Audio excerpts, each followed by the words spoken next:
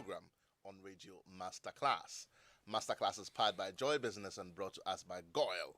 Goyle, they say good energy. Goyle, Yenara Yedia. My name, as always, is Yaw Barnafo, and I'm excited to bring you yet another exciting edition of Masterclass. So, in the last week, we've started a totally different conversation. We've moved on from the previous conversation of bookkeeping and accounting for small businesses. And we've started a rather interesting, or should I say, a vast and broad area of conversation, which also affects our businesses. What we try to do here on Masterclass is to bring you the different aspects of running our various businesses so that we can be 360-degree prepared, 360-degree have information and be able to be efficient in our businesses so that we can have the benefits that we want, benefits of profit, benefits of satisfaction, benefits in all ways that you want to look at your businesses. If you're listening, by all means, we're also streaming live on Facebook. For those of us who are not driving and who are listening to us at home or in the office, you can also follow us on Facebook. The slides for today's conversation will be shared along with the presentation also.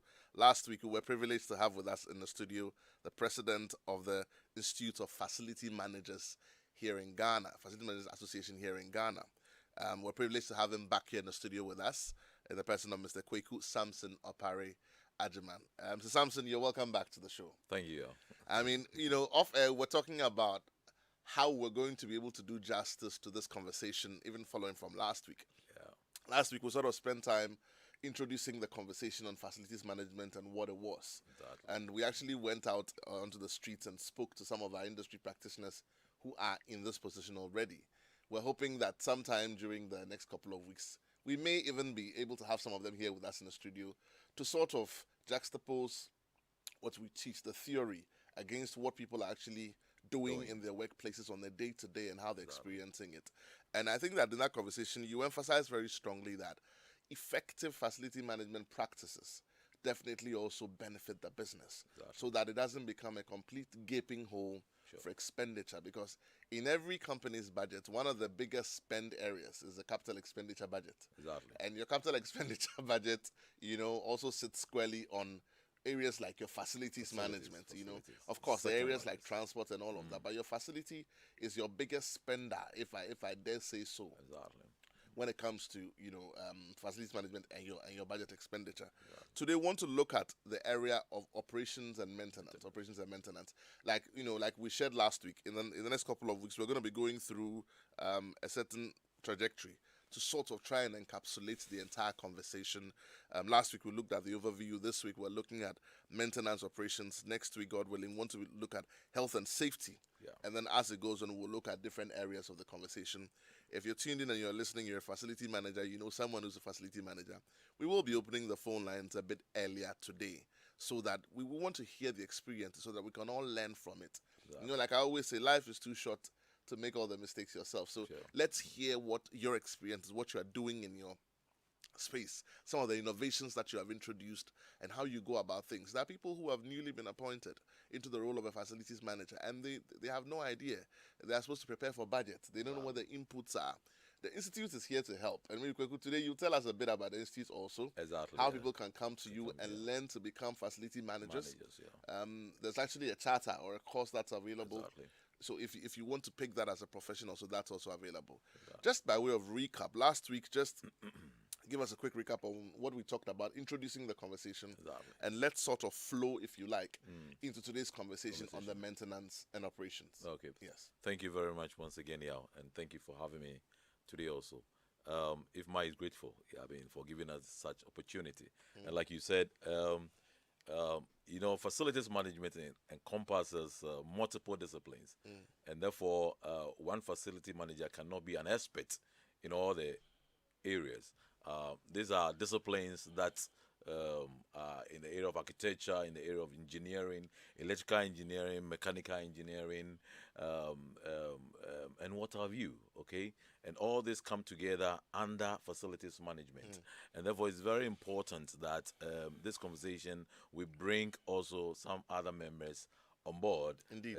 To share their expertise in other areas. So I'm hoping that next week, when we are discussing health and safety, we're going to bring one more committee member to join us in a Brilliant. conversation. Brilliant. I mean, health and safety is one of those areas where, on its own, it's a whole specialization. It's a whole specialization. So it will be a big feat to try and put, sort of deal with it in one show, but we'll try.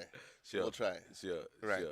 Sure. So last week we sort of looked at facilities management, an overview of facilities management, try to see what it is. I mean, in our conversation, you posed a question that is the facility manager a jack of all trades, yes. And then we kind of explained that no, I mean, facilities management is a profession with a scope, and therefore, if you are not working within the scope, you are doing something else and not facilities management. Although the spectrum is so wide and broad, it's specific, and we mentioned the 11 competency area that IFMA puts together, to define facilities management. Right. And like you said, IFMA has been around for some time, and all that we are doing is to try and change the narrative, of bad maintenance culture in Ghana to something better. We are saying that do we really have bad maintenance culture? We think that no. What we are lacking is the education of facilities management and the training of facilities management. Because if you are in a profession space and there are no school running courses to train people, to educate people, and professional bodies to train people of the best practices of the profession, then of course you don't expect anything good to come from that profession. And therefore we think that education and training is more important in the area of facilities management. That can change our narrative of maintenance operation.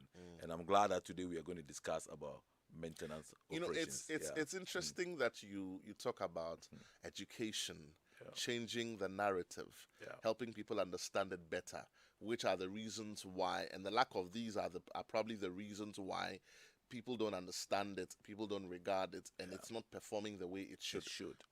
And I'll just say this very simply. Facilities management is a science. Exactly. It's not a knee-jerk thing. Hitherto, the approach from many companies has been, anyone can do it. Is it not just paint we're going to buy? But now even paint, we can talk about paint alone on this show. Exactly. And the manufacturers of paint will tell you that there are different paint types for different surfaces. In fact, there's textured paint today that actually looks like wallpaper. Exactly. So what exactly are you doing? People don't understand that everything you do and apply within this profession called facilities management requires a very deep understanding. It's no longer just go and buy tables, go and buy chairs, go and buy tiles, go and put this in this place, put these lights here, put this here. Now it's become scientific. And therefore it's important to go through the process of understanding it. The same way you cannot just get up and just do some small course somewhere and say you're an accountant. You're an accountant, exactly. You cannot also just go and sit wake somewhere up and become a facilities and say manager. you're a facilities manager. No. Because if I want to talk, I'll keep talking, please. I know. Talk to us. I know. We are in the same boat, so I mean, it's kind of a conversation. I think it makes it more lively, when we have it in that way. And so that's what it is. When an architect designs a building, he designs a building for a particular purpose. Okay, you made mention of chairs and lights and what have you in a built environment. That we cannot just wake up and then let anybody just go and buy it. There is science indeed in it. We talk of ergonomics of furniture. We talk of illumination of light area. If we are sitting in the studio right now and everything is so clear, we are able to read, easily and all that. It doesn't just come anyhow. There is a science that goes into it. And that's what we are talking about. The architect designed the building for a purpose, and the building must serve its purpose. Right. Exactly. And when you design and you construct and you go through the operational phase, the building must go through the life cycle and it must perform its purpose of which it's designed for. So an office building cannot be operated like a factory, or an hospital cannot be operated like a gym. Okay, we need to understand all these processes. But this stage is what we are going to discuss today. After the building is handed over to the owner, who is in charge to make sure that the building is performing to its purpose. I mean, let me just chip this in that it's also important. Part of the reason why we say it's a science is that in order to maintain something, you must understand it quite a bit. Exactly. You know, we do this not only with facilities management, but with almost everything we do. We buy a new car, we don't read the manual. We go and ask somebody else. We'll come to that. We buy a new phone, we don't read the manual. Now, just a very quick example.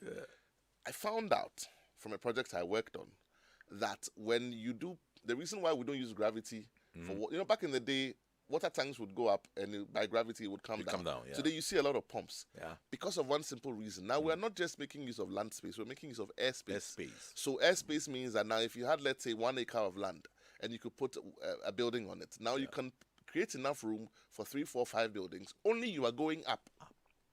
Now, because you're going up, the technology changes and you must pump the water up because the water is moving against gravity. Exactly. How do you learn that? The engineer will teach you that because you're going to manage it when he has left. There's a lot more that's coming to my mind right now, but I just wanted to drive home the point that this is why we need to understand that you must go through that learning process in order to maintain it well. I found out, interestingly, that when you put up a building and you do the plumbing, let's say 3, 4, 5-story building, when you pump your water from your tanks into the building, more than 20% of the water is in the pipes. It's in the pipes, exactly. Yeah. It's in the pipes. It is not even in the pipes. Yeah. So, quick, talk to us. Definitely, it's in the pipes. Yeah. So we are saying that you say this domain of facilities management, like you said in the beginning, is the second largest budget of any business. Exactly. Okay. If we take aside your employees' budget, the facilities is the second largest, and therefore you don't need to put anybody just in there to take care of your facilities because there's so much money that you've put in there, and as a business you want to run a business and get profit or benefit at the end of the day, and therefore you need somebody who is trained who understand the operations and the services of this facility to be able to manage it. So if you're listening to us and the person managing your facility does not have facility management training, IFMA is available, Mr. Sampson and his team, to help train your current substantives, those who are in the role in that space, so that they can give you more benefit. Exactly. If you are now going to hire, please do not hire somebody who did admin alone. Let the person also go through this training. Pay for them to go through this training, and you will get the benefit for it. You get the benefits for it. Yeah. You can hear this only on Masterclass. On Masterclass, exactly. All right, let's go on. Let's go on. Sure. Thank you. Yeah. So I want to say something. There's this gentleman called Alan Kay, right? A computer scientist. He said something very instructive, and he said the best way to predict the future is to invent it. The best way, to predict the future is to invent it. What we are coming to talk about, operations and maintenance, is the future of a facility. Okay, when a facility is given to you, its future, you don't know it. Okay, but to be able to know how the facility is going to perform in the future, you need to invent it. And what do we mean by inventing, the future in facilities management? It is employing the maintenance operations strategies, of managing your facility to be able to invent your facility, and what are the strategies that you are employing to bring about to manage your facility and invent it. Every facility is special in its own, and like I've said earlier, has a special purpose, and therefore the strategy that you are employing, one, very important, and even how do you select the strategies to maintain or manage your facility. It's very important that we don't just go out there and select any strategy. We must understand also the strategies. We'll read in books, we'll read on the internet the different kinds of maintenance strategies. We can talk of the preventive maintenance strategy. We can talk of the predictive maintenance strategy. We can talk of the run to fail, maintenance strategy, and other companies will want to combine the two.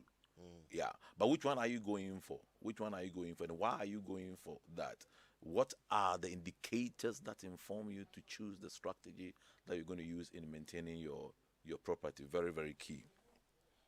Very, very key. Today we want to talk about detailing operations and maintenance, and we also look at the benefit, consequences, and also effects of maintenance operations.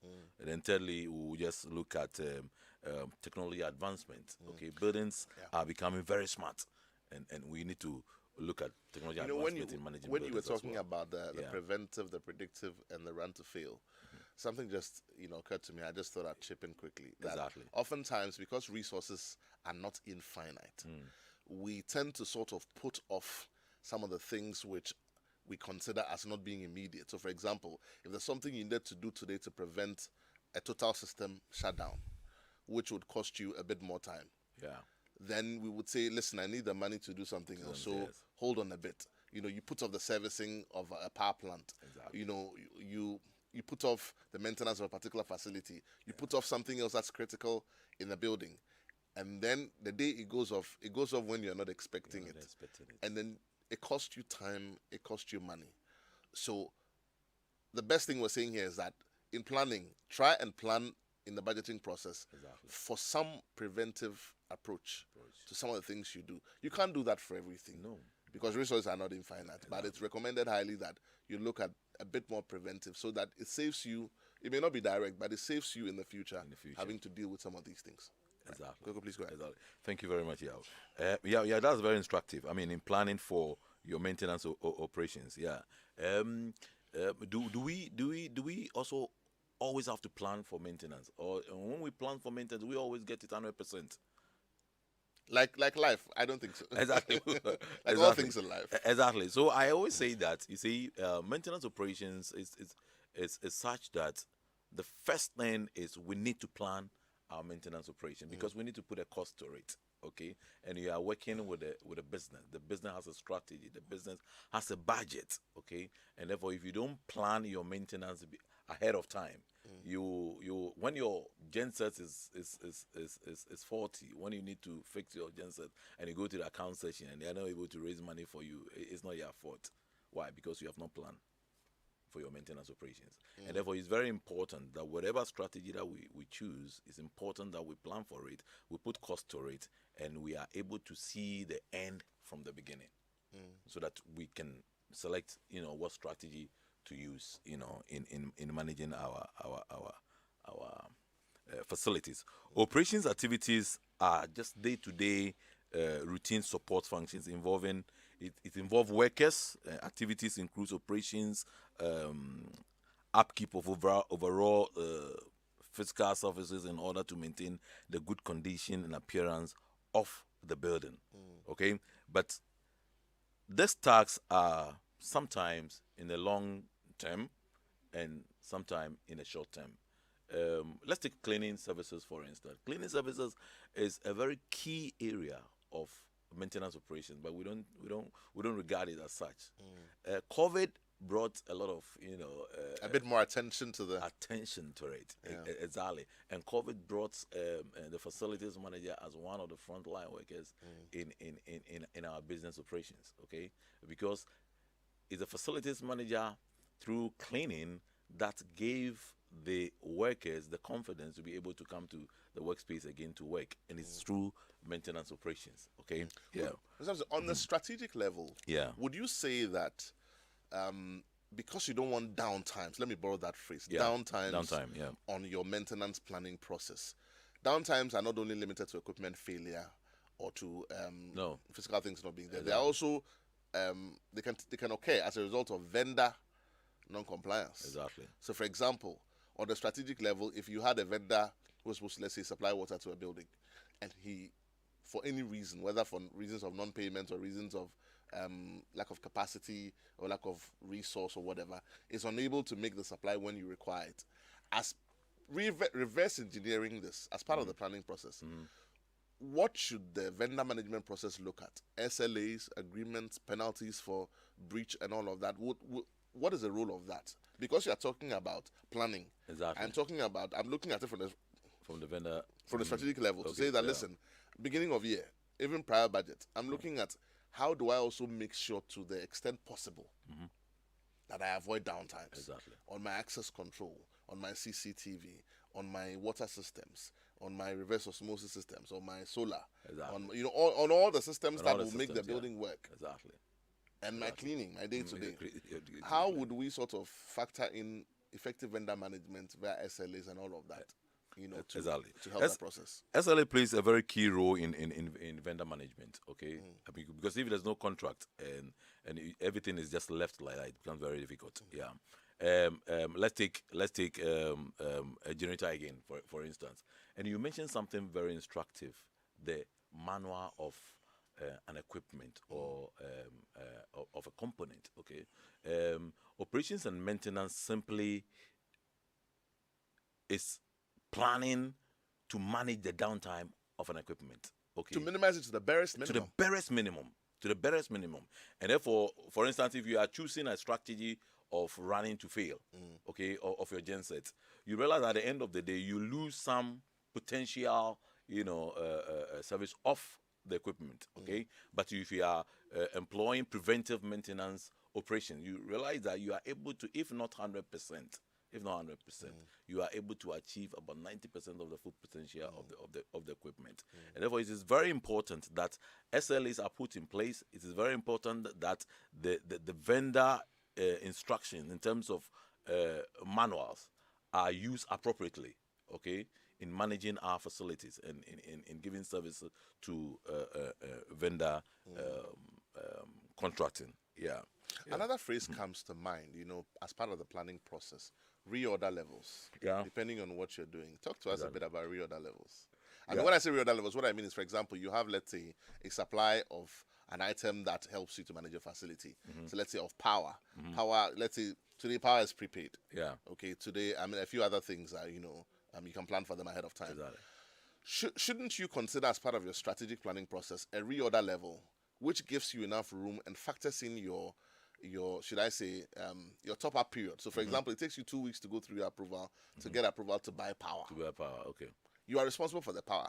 When that staff from accounting walks in, they have no clue. All they know is that it's working. Exactly. And the cooling is working and it's supposed to work. And they don't know how it's going. Your servicing is scheduled for whatever periods. You are managing that through SLA. Exactly. What should an effective facility manager look at in terms of, we want to talk about vendor management for the planning process. What should he look at in terms of reorder levels so that he leaves himself room between the fail point and the point where it gives him room to operate, to avoid it? Because if you're able to do this effectively, then your efficiency is always on the high, and your risks are mitigated to the barest minimum. Exactly. And it's important that we drive home this point. Exactly. That's why I'm asking this question. That you sort of elaborate a bit more. It's very key and very important. Like you said, I mean, power is always the best example to give. Okay. Power is always the best example. I mean, what other reorder level will you consider aside your mainstream, energy supply and maybe your genset energy supply? Fuel levels in your generator, water for the facility, exactly. Stocks, depending on what you're doing. I think the list is endless. Endless. Yes. It's always important to have that. It's always important to have that because you don't want to break operations. Okay, you don't want to break supply, and therefore, if you don't have what to fall on, okay, when the mainstream, goes off, then you're going to affect, flow of business, and you're going to affect the business, continuity, okay, and therefore, it's very, very important to have an alternative, okay, so that when the mainstream goes off, you're able to fall on it. We are talking about solar powers now. We are renewable energy. Inventors now, okay, that can sustain you for some time when you're on ATMs and stuff like that. Is very key. It's very key, and the facilities manager must be able to consider all this right from the beginning. Surge protectors, UPSs, and all that right at the beginning of your putting your plan and your strategies together, so that you will not be caught, pants down, when your main supply lines. In a conversation again with some of the people in the industry, they said that literally, and I like the definition that Namomo gave. The other day, exactly. It says you're literally like the landlord because the operation must not, shake in any way on your account. Things must not come to a halt. Downtime must not occur, and if everything is fine, then you are doing your job. Exactly. But the moment something goes wrong, and the risk is so high because it has a tendency to affect almost the entire operation and bring it to a halt. And that's why it's absolutely important to be strategic. Your efficiency levels have to be high. And is by doing the things we're talking about. Exactly. You know. Exactly. Let's sort of share a few more thoughts and then we'll get interactive. I'd like to get interactive a bit early today. So that, Okay. yes. Okay. So I think we are running out of time. So I'll just quickly look at some benefits and consequences of operations and maintenance. Yeah. We'll look at health and safety in operations and maintenance. Health and safety in operations and maintenance ensures safety requirements are met. Okay, and you need to consider health and safety in all your operations and maintenance strategies. Okay, and this is one of the benefits that you get in employing operations and maintenance, strategies. Life span is increased. You know, when you talk about health and safety, things like trip hazards, some tile is broken somewhere, some strip on some staircase is broken, a banister is weak, somebody's going to fall. When these things happen, the person who gets hurt can sue the company. Of course. You can lose money. That's why it's important. It doesn't happen much here in Ghana, but it's very, very...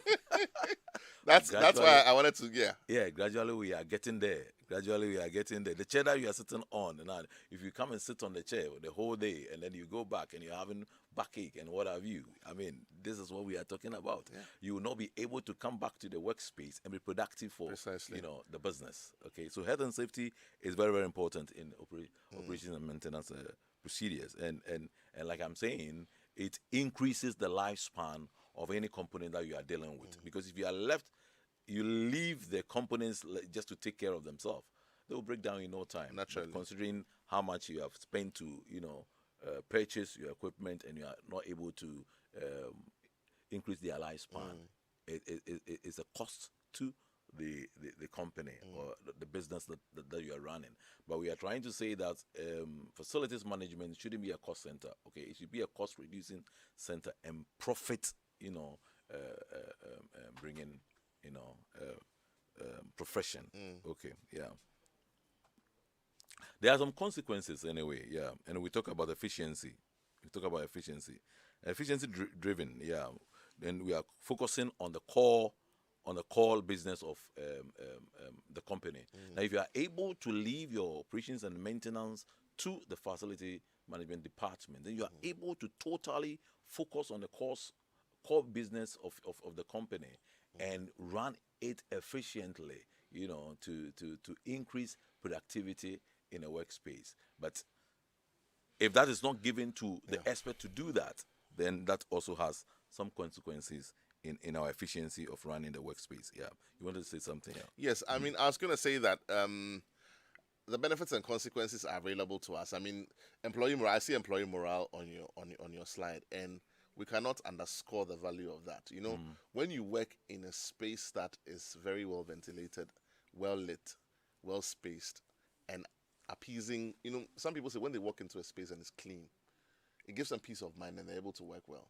We have no idea, but research has been done to show that when people work in a space which is properly engineered, let me borrow that phrase, and properly engineered here means that the right furniture, the right spacing, the right lighting, the right ventilation, and all of that, it reduces the downtimes, people absenteeism from work, and it increases output. People are able to sit down and work longer hours or stay at work much longer. Exactly. And a typical example I'll give you is the... I don't know if I should mention it here. It's a Latter-day Saint church. Okay, one of their, and this is a strategic effort at Latter-day Saint. Anytime you walk into their environment, one of the key things that you will see is cleanliness. Okay, and cleanliness doesn't just come; it's part of operations and maintenance. And if you walk into the environment, and like you said, the environment is so nice, appealing, it's welcoming, you want to always go there. And when you go there, you may read, maybe a signage on the wall. You may read something on the wall that will invite you there again. So if it is a business, they are increasing their number of congregants. Of course. With just...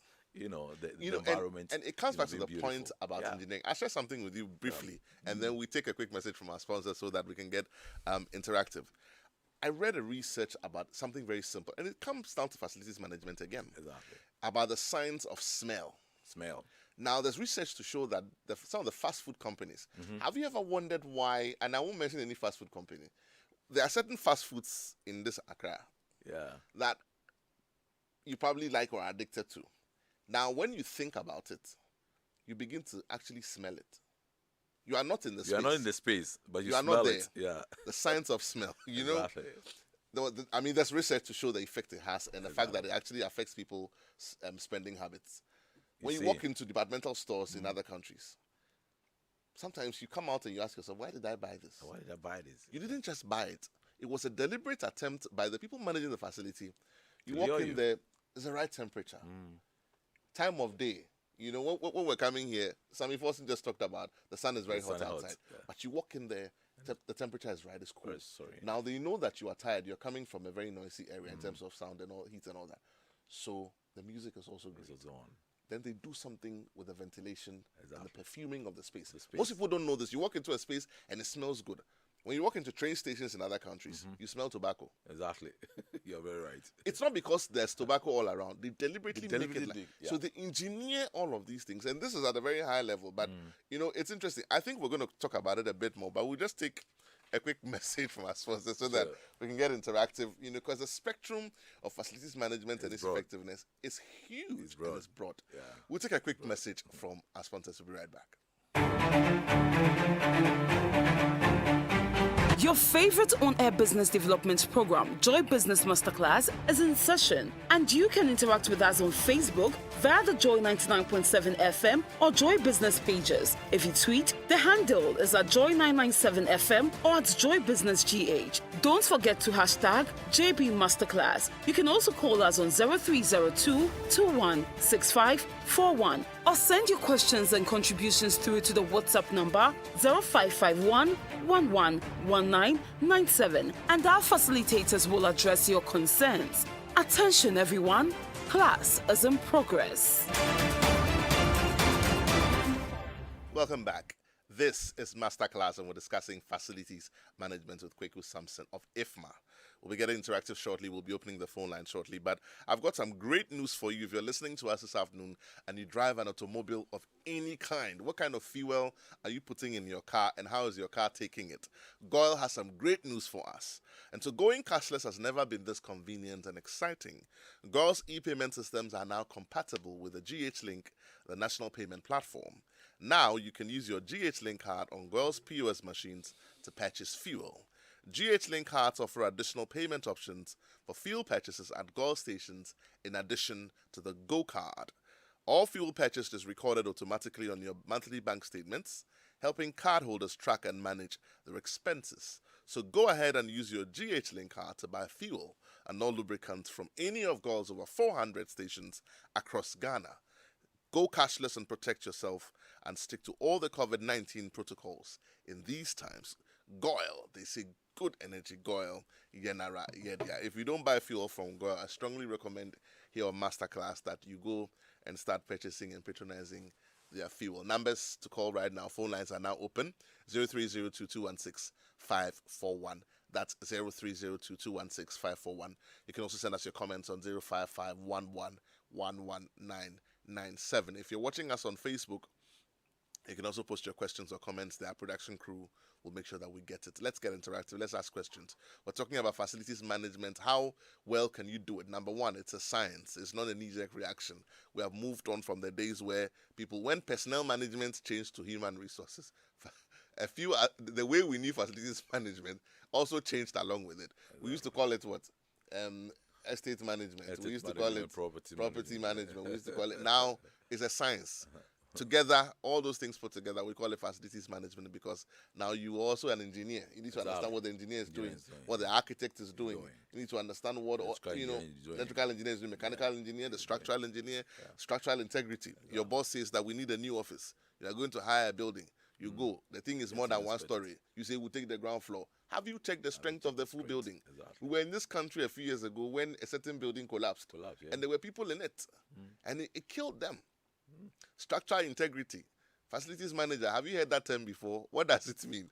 Pick up that phone. Give us a call. 0302216541. That's 0302216541. Let's hear your thoughts. What are you doing in your role right now? What help do you require? And by the way, I know where you can get help. Kweku, tell us a bit more about IFMA, just very quickly, and then while we wait for the phone lines to ring. Okay, so IFMA is the largest, association of facilities professionals in the whole world. Yeah, and IFMA does trainings and professional trainings of facilities managers. And as we are speak with you now, in Ghana, we have less than 100 professional facilities managers. IFMA just started training facilities managers. Is there a charter today in facilities management in Ghana? No. There isn't. There isn't. But there's a professional qualification. There's a professional qualifications, yeah. And this year, God willing, by the close of the year, we're going to have some charter, FMs in Ghana. And so, IFMA runs training, professional trainings in facilities management, and you can easily. When are these trainings run? If someone is listening, they want to be a part of it. We do it twice a year. Yeah, so the first quarter of the year and then the last quarter of the year, we run the FMP programs. We also go to companies space, and if you want your employees to do it in-house, we are able to do that for you as well. You can also do it online. Any help when you reach us, on ifma.org, we'll be able to give you some more information. I'm sure that you have some phone numbers. Before we end the show today, Exactly. we'd like for you to put out those numbers so that if there's someone listening, they want to be a part of it, they can give us a call. Like I said earlier, you are in the role, you're already doing it. We thank God for your life. But please get some FM training. If you're a business owner, you are now going to hire someone to manage the facilities. Make sure that they are FM trained. FM trained, because now we're saying that it's a science. It's not just a knee-jerk reaction. You are not just buying things and buying. Did you even know that the fuel you put in your fuel tanks, depending on how frequent power goes off, that should inform how much fuel you buy in your tanks? You have 1,000 liter, 2,000 liter, 3,000 liter. Do you know that the fuel in this part of the world is sediments? Sediments means that when you put it in a glass or a container for some time, it settles. The particles settle. What do they do? The same way you change your fuel filter and your oil filter. There are filters on the generators. That you must. And that's how you'll turn it on one day. It comes on and it goes off. It goes off again. Because the filter is clogged. You need to understand. Don't buy fuel for the rest of the year at the beginning of the year and it's sitting there. Explosion hazard. Exactly. Sedimentation hazard. You can only learn this when you go through a training like what we're talking about. Again, phone lines are now open. Numbers to call 03022165541. That's 03022165541. Pick up that phone, give us a call. Let's have a conversation on what you are doing in your workspace right now. Are you a facilities manager? Are you in charge of your facilities? What are your experiences? What are you doing? Share your thoughts. Let's all become better for it. While we're waiting for the phone line, let me ask us this question so you can help us. In the month of August, IFMA is organizing a special program in maintenance operations. We are going to do that for beginners, and we are doing that for the strategic, FMs in Ghana. And therefore, in the month of August, we will be rolling out. This is 2 months from 2 months from now. Yeah, we'll be talking more about it on this platform. When we are brilliant. So there's an opportunity for you. You want to be able to get some training for yourself. In the month of July, IFMA is running. And IFMA, the acronym IFMA, again, for those who are listening. International Facilities Management Association. International Facilities Management. So we have chapters all over the world. And in Africa, we are only a chapter in Nigeria and in Ghana. Yeah, so we are some sort a foot ahead of the other African country when it comes to facilities management. Yeah, but Nigeria is a bit ahead of us. Let's take the opportunities and benefit, from some of these things. We're talking about technology.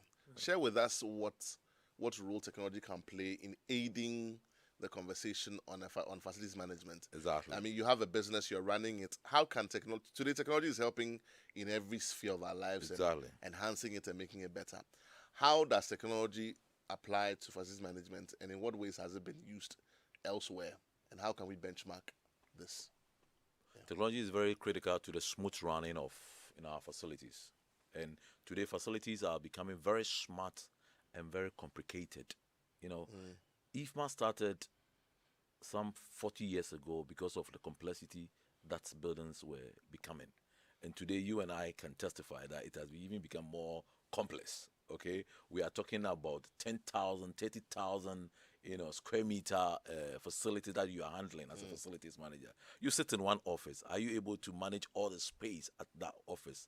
Are you able to do that manually? No. You need technology to be able to run this up to date and increase, profits of the business. So technology is very vital. And in facilities management, we have MMS, computerized maintenance management system that we use in helping in managing our space.